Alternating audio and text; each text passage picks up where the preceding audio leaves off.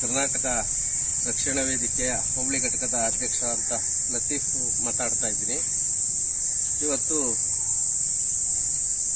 ನಮ್ಮ ಆತ್ಮೀಯ ಸ್ನೇಹಿತರಾದಂತಹ ಚಳುವಳಿ ರಾಜಣ್ಣ, ಚಳುವಳಿ ಅಂದ್ರೆ ರಾಜಣ್ಣ, ರಾಜಣ್ಣ ಅಂದ್ರೆ ಚಳುವಳಿ ಮುಖೇಂದ್ರ ಇವತ್ತು ಅಂಬೇಡ್ಕರ್ ಅವರ ಸಿದ್ಧಾಂತದ ಹಾದಿಯಲ್ಲಿ ನಡೆದು ಬಂದು ನಮ್ಮ ಆತ್ಮೀಯ ಅಣ್ಣರಾದಂತಹ ರಾಜಣ್ಣ ಅವರ ಒಂದು ಹುಟ್ಟುಹಬ್ಬವನ್ನ ಬರಗೂರಿನ ಗ್ರಾಮದಲ್ಲಿ ವಿಶೇಷವಾಗಿ ರಾಜಣ್ಣವರು ಬೇಡ ಹಿಂದೆಲ್ಲ ನಾವು ಮಾಡಿದ್ವಿ. ಹುಟ್ಟುಹಬ್ಬ ಯಾವ ತರ ಅಂದ್ರೆ ಕಲ್ಲಂಗಡಿ ಹಣ್ಣನ್ನ ಕೊಯ್ದು ಕೇಕ್ ಬದಲು ಅದನ್ನು ಕೊಟ್ಬಿಟ್ಟು ಹುಟ್ಟುಹಬ್ಬವನ್ನು ಆಚರಣೆ ಮಾಡಿದ್ವಿ.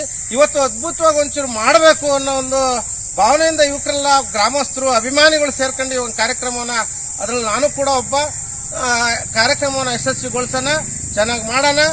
ಇಂಥ ಒಂದು ವ್ಯಕ್ತಿ ನಮ್ಮೆಲ್ಲರಿಗೂ ಒಂದು ಅನ್ಯಾಯ ಆಗಿರೋಂತಹ ವ್ಯಕ್ತಿಗಳಿಗೆ ಅವರು ಒಬ್ರು ಬೆನ್ನೆಲುಬಾಗಿ ಇಂಥ ವ್ಯಕ್ತಿ ನಮಗೆ ಸಿಗ್ತಾ ಇರೋದು ನಿಜವಾಗ್ಲೂ ಕೂಡ ಪುಣ್ಯದ ಒಂದು ಅರ್ಥ ಅಂತ ಹೇಳಿದ್ರು ತಪ್ಪಾಗ್ಲಾರ್ದು.